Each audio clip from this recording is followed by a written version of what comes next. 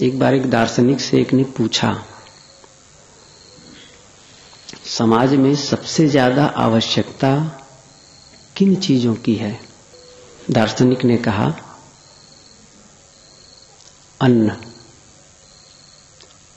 3 बातों की आवश्यकता है। पहला उन्होंने कहा अन्न, दूसरा सुरक्षा के लिए शस्त्र, और तीसरा है विश्वास। फिर प्रश्न पूछा गया, यदि इन तीनों में से किसी एक को छोड़ना पड़े तो? दार्शनिक ने कहा, तो फिर शस्त्र को छोड़ा जा सकता है। शस्त्र के बिना भी काम चल सकता है। पुनः प्रश्न हुआ, यदि इन दोनों में से किसी एक को छोड़ना पड़े तो? दार्शनिक ने कहा, तो अन्न को छोड़ा जा सकता है, क्योंकि इसके बिना भी कुछ समय तक रहा जा सकता है, लेकिन विश्वास को नहीं छोड़ा जा सकता। यदि विश्वास गया तो सब कुछ समाप्त हो जाएगा। हम सामाजिक व्यक्ति हैं, सामाजिक प्राणी हैं, धार्मिक हैं। हमें नैतिकता, प्रामाणिकता और सच्चाई का दामन कभी नहीं छोड़ना चाहिए। कहा जाता है कि पहले के जमाने में चुंगी का प्रचलन नहीं था, जो टैक्स लिया जाता है।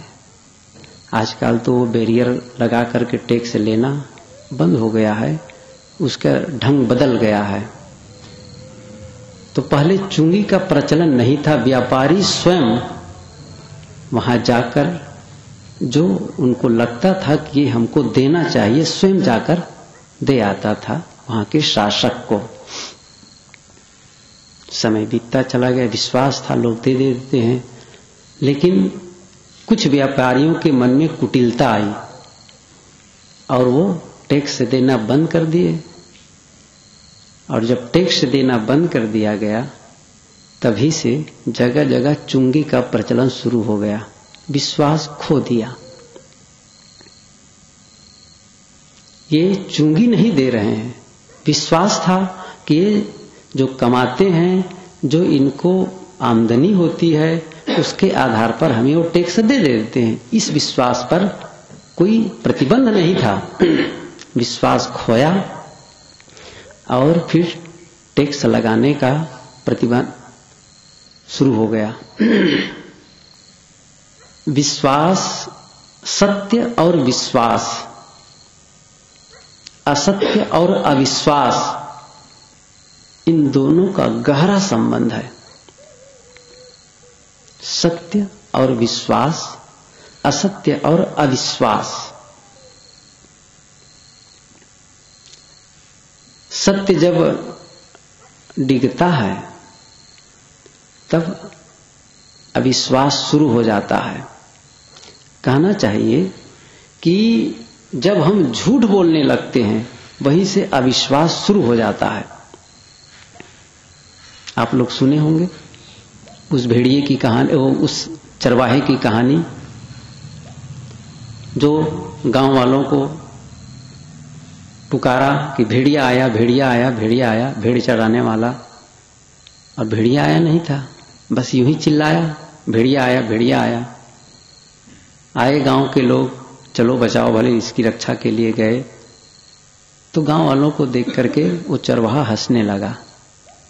नहीं आया तो मैं अंदाज रहा था कि सचमुच जब मेरे ऊपर विपत्ति आएगी तो आप लोग रक्षा के लिए आएंगे कि नहीं आएंगे। चले गए गांव वाले। दूसरे दिन फिर चिल्लाया, भेड़िया आया, भेड़िया आया। फिर दौड़े गांव वाले, नहीं आया। फिर देखे भेड़िया नहीं है, फिर ये धोखा दे गया। और तीसरे दिन सचमुच भेड़िया आ गया। गांव वाले कोई नहीं आए। झूठ बोले कि फिर विश्वास खत्म हो जाता है। प्रथम यह है, विश्वास डिगने में प्रथम कारण है असत्य वाणी, असत्य व्यवहार। विश्वास के बिना हम थोड़े भी नहीं रह सकते। एक दूसरे के देखिए, ये हम लोग बैठे समाज में, सब एक दूसरे के प्रति विश्वास करके आए हुए हैं। वहां जाने पर हमारी सुरक्षा बरकरार रहेगी, इस विश्वास से आए। पति और पत्नी दो का संबंध है। पत्नी विश्वास करती है, जिसको मैंने पति के रूप में वर्ण किया है वो मेरी पूरी रक्षा करेगी, मेरे साथ अन्याय नहीं करेगा। और पति विश्वास करता है पत्नी के प्रति कि वो मेरे साथ कोई गलत व्यवहार नहीं करेगी, जो बनाकर भोजन दे देती है वो संदेह नहीं करता कहीं इसमें जहर तो नहीं है, खा लेता है। पति के साथ वो बिल्कुल बेधड़क चली जाती है, क्योंकि उनको सुरक्षा की उसमें पूरा विश्वास बना रहता है। सबके साथ नहीं जा सकती है, लेकिन पति है, भाई है, पुत्र है, परिवार का जो संबंध है। क्यों? तो उस दार्शनिक ने जो कहा, अन्न की आवश्यकता है, शस्त्र की आवश्यकता है, और अंतिम है विश्वास की आवश्यकता है। अन्न निर्वाह के लिए है, शस्त्र सुरक्षा के लिए है, और विश्वास संबंध की स्थिरता के लिए और शांति के लिए है। यदि एक दूसरे के प्रति विश्वास घट जाए तो संबंध स्थिर नहीं रह सकता है, संबंध बरकरार नहीं रह सकता है, बहुत जल्दी टूटेगा। हम सब साधु हैं, भक्त लोग विश्वास करते हैं, साधुओं के प्रति बहुत विश्वास करते हैं। क्यों? जानते हैं साधु अपरिग्रही होते हैं, ईमानदार होते हैं, नैतिक होते हैं, वो अचौर्य का पालन करते हैं, अस्तेय का पालन करते हैं, चोरी नहीं करते हैं। इसलिए वे अपने उस घर में निवास दे देते हैं जहां पर उनकी धन संपत्ति रखी हुई होती है। किसी अपरिचित को नहीं देते, लेकिन साधु को जानते हैं ये साधु हैं, इसलिए उनको वो वैसी जगह निवास देते हैं जहां वे अपना धन बचा करके या उसमें छुपा करके रखे हुए हैं। और इसमें साधु की जिम्मेदारी बहुत बढ़ जाती है। एक दूसरे के प्रति जो विश्वास है, यदि हम उसको खो दिए तो फिर बहुत बड़ा अन्याय होगा। मैंने कहा कि कोई आदमी जब झूठ बोलता है तो उसमें एक बात, उसके प्रति विश्वसनीयता खत्म हो जाती है। दूसरी बात, जब कभी वो सत्य बोलता है तो भी उस पर विश्वास नहीं होता फिर, क्योंकि यह मान लिया गया कि आदमी झूठ बोलता है, तो उसके सत्य पर भी विश्वास लोगों का नहीं हो पाता है। इसलिए इसमें साधु की जिम्मेदारी बहुत बढ़ जाती है। हम सब साधक हैं, भक्तों ने विश्वास किया हमारे ऊपर, हमको ऐसा आचरण कभी नहीं करना चाहिए, ऐसा कोई काम नहीं करना चाहिए जिससे उनका विश्वास डिगे, उनके विश्वास में किसी प्रकार आंच लगे। हमें वह हर काम करना चाहिए जिससे साधु और भक्तों का विश्वास बरकरार रहे। वो हमें देख करके संतोष पाते हैं, और कहीं देख करके उलझन में आ जाएं, आतंकित हो जाएं, हमसे किसी बात को लेकर के कष्टित हो जाएं। क्या मतलब साधु होने से? ऐसी बात कह दिए, ऐसा वचन कह दिए और उनके दिल को दुखा दिए। हुआ क्या? ऐसी चीज की मांग कर बैठे जिससे भगत बहुत पसोपेश में पड़ गया। क्या करूं, मेरी क्षमता इतनी नहीं है, दूं तो न दूं तो। क्यों? साधु हैं, संभालें अपने आप को। विश्वास कब स्थिर होगा? मैंने कहा कि संबंध की स्थिरता और शांति के लिए विश्वास बहुत आवश्यक है। हम सब एक दूसरे के प्रति विश्वास करते हैं। कोई गुरु दरबार में आता है, विश्वास से आता है कि वहां जाऊंगा, ज्ञान मिलेगा, शांति मिलेगी। परिवार में हर समय कोलाहल में रहता हूं, शांत बैठूंगा, गुरु के वचनों को सुनूंगा, इस विश्वास से आता है। और गुरु के दरबार में आकर कलह सुने, किस विश्वास से आएगा? हम भगत हैं, कोई भी हो, धार्मिक हैं, धार्मिक के प्रति विश्वास, यदि धार्मिक ही एक दूसरे के प्रति, दूसरे के साथ विश्वास का व्यवहार न कर पाए, ऐसा व्यवहार न कर पाए जिससे उनका विश्वास उठ जाए, कैसे काम बनेगा? हम धार्मिक हैं, हम साधु हैं, हम पर विश्वास करते। मैंने ये भी कहा कि वो ऐसी जगह निवास दे देते हैं भक्त लोग जहां पर वो अपनी संपत्ति रखे रहते हैं। एक उदाहरण याद आया, संस्मरण है, बड़े गुरुजी की बात है, बहुत पहले की घटना है। अयोध्या वाले जो हमारे बड़े साहब थे, तो समाज था, कई भक्त संत थे साथ में, उत्तर प्रदेश की बात ही है। एक गांव में निवास कर रहे थे, रात की बात, डाकू आ गए डाका डालने के लिए। तो सब जगह यहां वहां जा रहे थे, उनके घर उनके घर। अब जहां गुरुजी का निवास था और संतों का, वहां भी वो आ गए। तो हुआ क्या था, तो घर की जो मलकिन थी वो अपना जितना गहने थे, जितने गहने जेवरात, उसको एक पोटरी में बांध के गुरुजी के चौकी के नीचे फेंक दे गई। कम से कम यहां इसकी सुरक्षा बरकरार रहेगी। अब सचमुच वहां भी आ गए वो डाकू। तब एक संत ने कहा, अरे देख रहे हो वो साधु संत हैं, फकीर है, वहां भी तुम लोग आ गए, क्या मिलेगा यहां पर, कुछ तो समझो। अरे अरे साधु, चलो चलो चलो चलो चलो, डाकू कहे और भाग गए। सोचिए इस बात को, ये घटना है, मैं कोई कल्पना की बात नहीं कह रहा हूं। उन्हें विश्वास था घर वाले को कि मैं साहब के खाट के नीचे फेंक दूंगा तो वो सुरक्षित रहेगा। वो संदेह नहीं किए, गुरु मानते हैं। मैं ये कह रहा था कि एक हम विश्वास जब ऐसा काम करते हैं जिससे दूसरे का भी विश्वास हम पर बढ़े, हम ऐसा कोई व्यवहार ना करें जिससे हमारे प्रति लोग अविश्वासी हों, बहुत ही गलत होगा। दो बातें इसके दूसरे पक्ष में भी कहना चाहता हूं। सत्य के प्रति विश्वास आवश्यक है, उसके बिना हम लाभान्वित नहीं हो सकते, लेकिन असत्य के प्रति कहीं विश्वास किए तो धोखा खाएंगे। असत्य के प्रति भी कहीं विश्वास कर लिए, जो है नहीं, जिसका अस्तित्व नहीं है, उसके प्रति विश्वास किए बैठे हैं और उसको पाने के लिए भटक रहे हैं आज तक, फिर धोखा खाना है। संसार के प्रपंच में, इस संसार के विषयों में, संसार के भोगों में सुख नहीं है, लेकिन हमारा मन मान बैठा है, इतना विश्वास कर बैठा है कि सुख अब मिलेगा, अब मिलेगा, अब मिलेगा, अब। छोटे छोटे बच्चे होते हैं, आप लोग भी देखे होंगे और सब भी ये किए होंगे, तितली को देख करके बहुत मचल जाते हैं, बड़ा अच्छा लगता है। तितलियां बैठी रहती हैं, बस वो पकड़ने जाता है। आप लोग भी प्रयास किए होंगे तितली को देखकर पकड़ने का। तो जैसे वो पकड़ने जाते, तितली उड़कर दूसरी जगह बैठ जाती है, फिर वहां जाता है, फिर पकड़ना चाहता है, फिर वो उड़कर दूसरी जगह चली जाती है, और यह क्रम वो पीछे, तितली के पीछे वो दौड़ा करता है।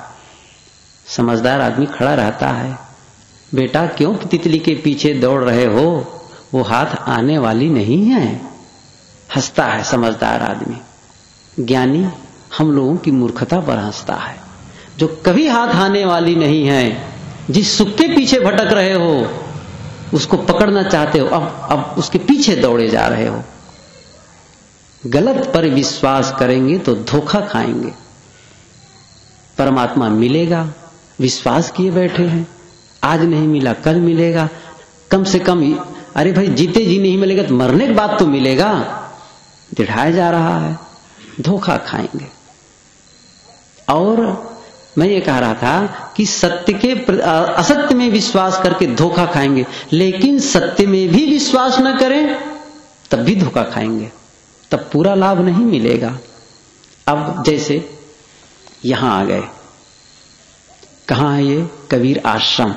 अब कबीर आश्रम में खड़े हैं, अभी कहीं कबीर आश्रम है? मुझे तो नहीं लगता कबीर आश्रम है, मुझे विश्वास ही नहीं होता है कबीर आश्रम है। कोई बात हुई? इलाहाबाद में बैठे हैं, इलाहाबाद के कबीर आश्रम में बैठे हैं, और तो भी आपको विश्वास न लगे कि इलाहाबाद का कबीर आश्रम है, तब यहां आकर के लाभ नहीं पाएंगे आप। जो है, अस्तित्व है, उस पर विश्वास करना आवश्यक है। आपका अस्तित्व है, आत्मा है, उस पर भी विश्वास नहीं करेंगे तब लाभान्वित नहीं हो पाएंगे। इसलिए विश्वास आवश्यक है। हमको सर्वथा किसी पर, आरंभ में सर्वथा किसी पर अविश्वास भी नहीं करना चाहिए और विश्वास भी नहीं करना चाहिए। दोनों बातें हैं, पूरा पूरा विश्वास और पूरा पूरा अविश्वास। ये आरंभ में हम निर्धारित नहीं कर सकते। हम लोग गुरु जी के पास आए, आरंभ में आए, गुरु जी को क्या पता कि ये साधक लंबे समय तक रह पाएगा? नहीं रहोगे, तुम जाओ। मुझे तो बात याद आती है शुरू में, जब शुरू में गुरु जी के पास आया, यहीं प्रीतम नगर के ऊपर कमरे में बैठा, तो जहां आजकल सत्संग होता है बगल के कमरे में गुरु जी का निवास होता था। टेबल लगा था, खड़ा था, पूछते थे और कई बातें होती थी। सारी बातें कहने लायक नहीं हैं, लेकिन एक बात कि अच्छा तुम कुछ दिन रहो यहां और कुछ दिन के बाद तुम्हारा मन कहे घर जाने का और साधु मार्ग हम न रुक पाओ तो? ये साहब मुझसे पूछते। अब ऐसा उत्तर दिया जिसको मैं आज कहूं मुझे बड़ी लाज लगती है। नहीं कहना चाहिए था वैसा, लेकिन आज लगता है महाशिष्टता का उत्तर। मैंने क्या कहा कि गुरुजी, जब मैं लौट जाऊंगा तो मेरा नुकसान होगा, आपका थोड़ी नुकसान होगा, मैं अपना नुकसान करूंगा। साहब चुप, मौन हो गए। अब मुझे तो रहना ही था, लेकिन अब कैसे विश्वास करें कि लड़का स्थिर रहेगा? अंत में 1 महीने रख करके फिर भेजा गया वापस, किसी भांति फिर लौट कर आया। विश्वास करे कि न करे। और कई ऐसे लोग हैं जिन पर पूरा विश्वास होता है और कुछ दिनों के बाद चले जाते हैं। कैसे किया जाए? लेकिन आगे चलकर हमेशा अविश्वास बना ही रहे साथियों के प्रति, तब व्यवहार बिगड़ेगा। पूरा विश्वास है, गुरु जी को विश्वास है, छोड़ कर गए हैं हम सबको यहां पर कि मेरे सभी साधक, मेरे सभी बच्चे आपस में प्रेम से रहेंगे, समन्वय से रहेंगे, कोई गलत व्यवहार नहीं करेंगे। इस विश्वास से हमको छोड़ कर गए हैं। हमारे लिए वो तपस्या करते हैं, गुरु हमारे लिए तपते हैं और ये विश्वास करते हैं कि जो मैं इनको आज्ञा दूंगा उसका ये पालन करेंगे। और कहीं हम पालन नहीं किए, आज्ञा सुन करके मन में कुतर्क शुरू हो गया और गुरु के आज्ञा का उल्लंघन करने लगे, तो फिर गुरु के प्रति, गुरु ने जो विश्वास किया उसका खंडन हो जाएगा। फिर कैसे टिकेगा? गुरु के प्रति विश्वास, साधना के प्रति विश्वास और अपने सिद्धांत के प्रति विश्वास। ध्यान दीजिए, 3 के प्रति विश्वास, अपने सिद्धांत के प्रति विश्वास हो और सद्गुरु के प्रति विश्वास हो। गुरु के प्रति विश्वास नहीं होगा कि हमारे कल्याण करेंगे, हमारे ये सम विषम परिस्थिति में सहारा देंगे, तो फिर गुरु के प्रति पूरा समर्पण भाव नहीं होगा। वो उदाहरण जो कहा जाता है, गुरु और शिष्य लेटे थे, एक सांप आया और शिष्य के गले को काट दिया, डस दिया और सोया है। गुरु देख रहे हैं, कहानी है। तो गुरु जी देखे कि अब तो बड़ा गड़बड़ है मामला, तुरंत निकाले चाकू वहां से अपनी झोली से और उसके शिष्य के सीने पर बैठ गए सीधा और बस काटने लगे, मतलब उसको खून निकाल दूं थोड़ा सा ताकि जहर निकल जाए।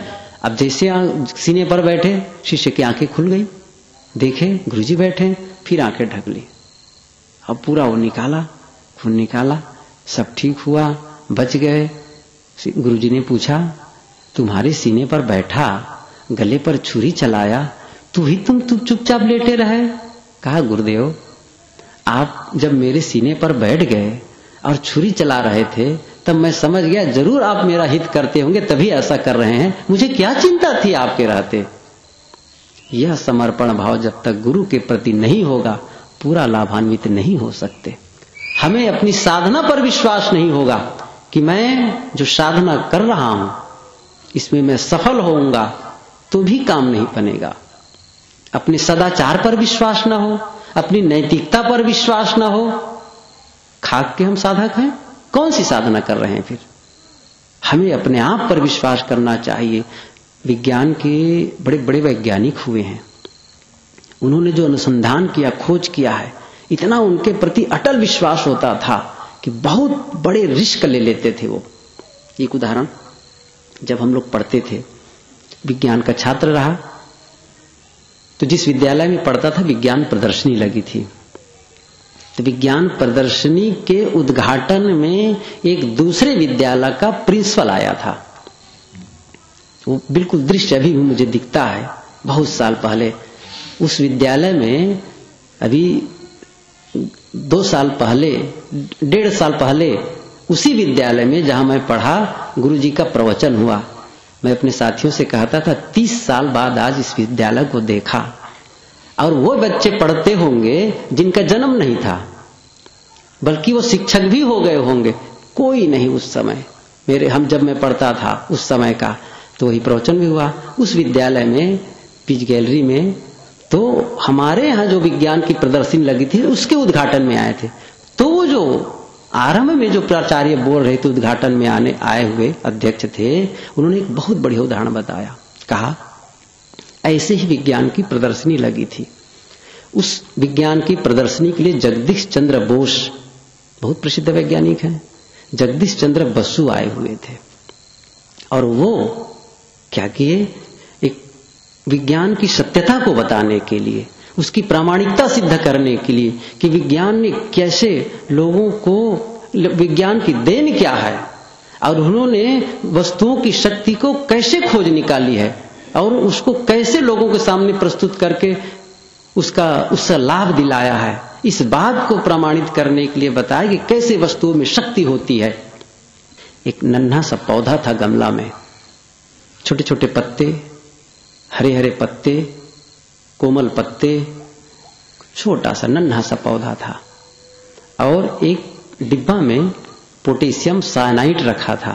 यहां विज्ञान के विद्यार्थियों जानते होंगे, पोटेशियम साइनाइड का आज तक स्वाद कोई बता नहीं पाया है। जैसे ही रखते जीभ ऐंठ जाती है, आदमी मर जाता है, इतना तेज जहर होता है पोटेशियम साइनाइड।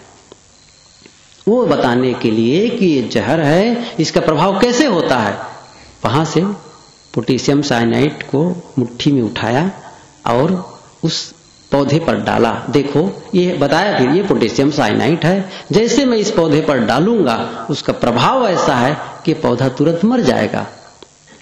निकाला, डाला, पौधा मरा नहीं, बहुत सब स्तब्ध। जगदीश चंद्र बोस जैसे वैज्ञानिक कह रहा है कि मर जाएगा और मरा नहीं, सब स्तब्ध। जगदीश चंद्र बोस ने कहा मरा नहीं, इसका अर्थ यह हुआ ये पोटेशियम साइनाइड नहीं हो सकता है। फिर उठाया पोटेशियम साइनाइड को और उठाया और सीधा मुंह में डाल दिया। ध्यान दीजिए कितना कैसा दृश्य रहा होगा, सीधे मुंह में डाल दिया पोटेशियम साइनाइड। जब ये पौधा नहीं मरा तो मैं भी नहीं मर सकता हूं। और संजोग ऐसा, धोखे से शक्कर ही था, वो शक्कर और पोटेशियम साइनाइड का रंग बिल्कुल एक होता है, और वो शक्कर था। धोखे से किसी ने उसको मस्खरा हो या जैसा भी हो, पोटेशियम साइनाइड की जगह वो शक्कर को रख दिया था। लेकिन खास बात यहां प्रसंग यह है, उन्हें अपने विज्ञान पर, अपनी खोज पर इतना विश्वास था कि उसको मरने की भी चिंता नहीं थी। क्या साधना के प्रति इतना विश्वास है? सदाचार और नैतिकता के प्रति इतना विश्वास है? इतना विश्वास हो तभी हम अपना कल्याण कर पाएंगे, अन्यथा नहीं हो पाएगा। आपस में संबंध हैं, एक दूसरे के प्रति विश्वास न हो, पति और पत्नी का, भाई और भाई का, गुरु भाई का, और गुरु और शिष्य का, किसी भी संबंध को स्थिर बनाए रखने के लिए विश्वास आवश्यक है। और अब एक उदाहरण याद और मैं बता दूं इस प्रसंग में। सिकंदर बहुत बीमार था, बहुत बीमार पड़ गया। जानते हैं यूनान का सिकंदर कितना, जिसको महान सिकंदर कहा जाता है, एकदम बहुत बीमार। लगा कि अब बस कुछ ही क्षणों में इनका प्राणांत हो जाएगा। और उनके पास बहुत नामी हकीम, एक से एक हकीम थे साथ, लेकिन कोई दवा नहीं दे रहे थे, इस भय से कि मैं दवा दूं और इसी दवाई के खाने के बाद कहीं सिकंदर की मृत्यु हो गई तो मुझे फिर ये दोष लगेगा, इन्होंने दवाई के बहाने सिकंदर की हत्या कर दी है। सब सन्नाटा, किसी की हिम्मत नहीं दवाई देने की। एक उनका विश्वास पात्र सेवक और मित्र था फिलिप।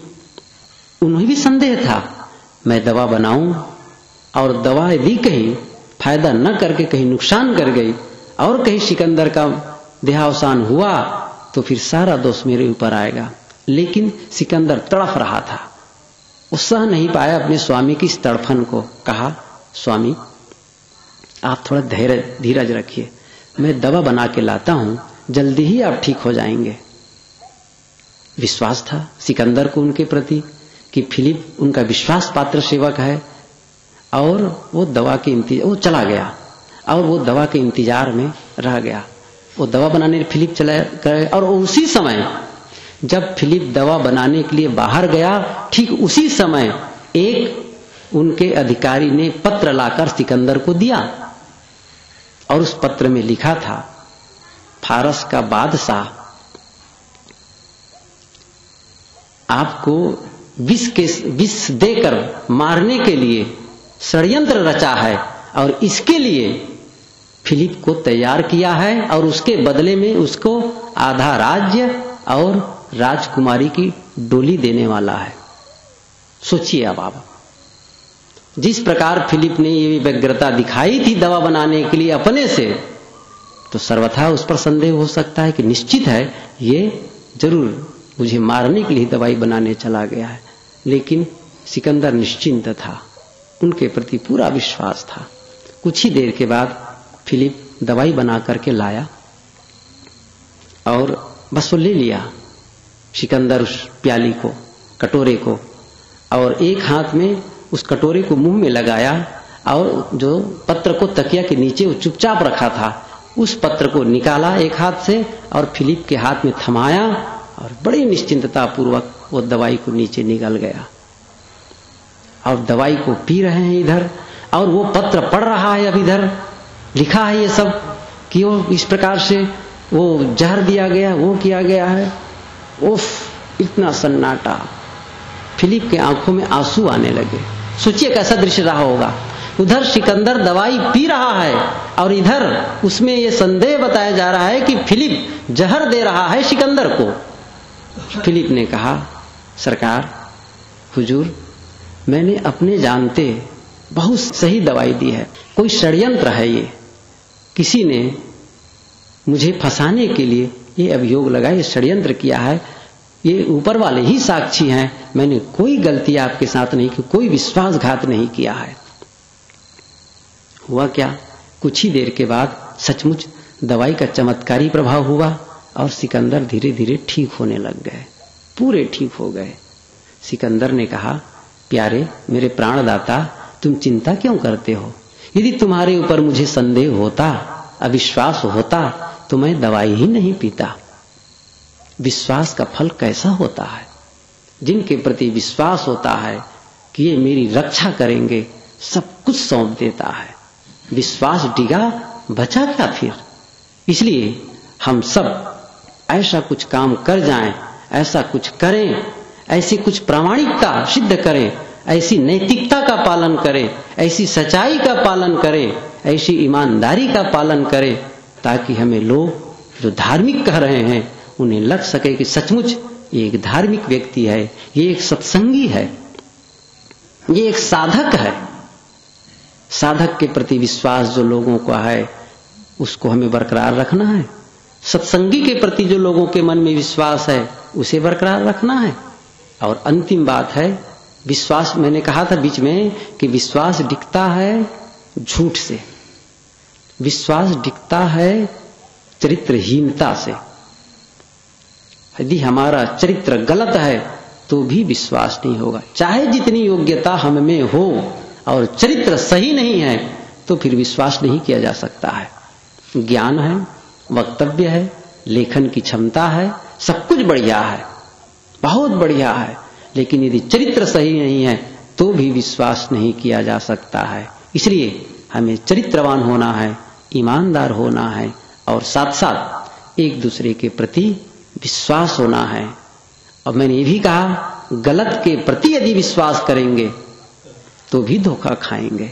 इसलिए सहसा किसी को भी हो परख कर ही विश्वास करो। ऐसा नहीं विश्वास की इस बात को सुन करके आप अजनबी के प्रति पूरा विश्वास कर लो और धोखा खा जाओ। ऐसा भी नहीं है कि वही कहा जाता है कि जान लिया तो न जाना तो जान लिया तो नहीं, न जाना तो मेहमान और जान लिया तो बेईमान। न जाना तो मेहमान और जान लिया तो बेईमान। नहीं जानते थे, अब चोर है, विश्वास कर लिए, बदमाश है, आ गया है साधु के वैसे और भी वैसे ही, अब उसको मस्त आसन दे दिए, सब कुछ रह गया। बाद में पता चला बेईमान, तब तो गड़बड़ हो जाएगा। इसलिए विश्वास और विश्वास और अविश्वास भी सर्वथा हम नहीं कर सकते हैं, पता नहीं सही ये हो जाए। इसलिए विवेक हर जगह परख की कसौटी की आवश्यकता है।